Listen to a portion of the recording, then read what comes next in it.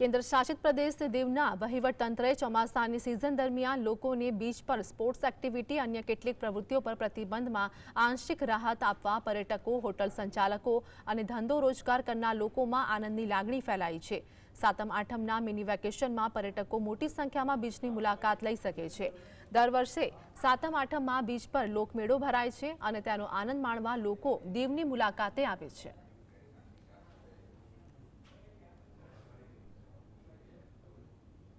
Monsoon હોવાથી અને સમુદ્રના દરિયાની લહેર વધારે હોવાથી સમુદ્રમાં કરંટ હોય છે તે પીરિયડ બંધ હોય છે। જે સ્પોર્ટ્સ એક્ટિવિટી છે, દરિયામાં નાહવાની મનાઈ હોય છે।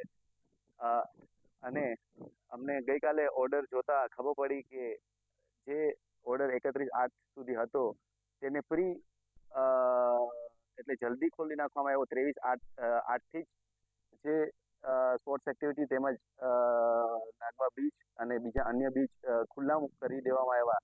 હવે લોકો તેમાં નાહી શકશે અને દરિયાની મજા લઈ શકશે।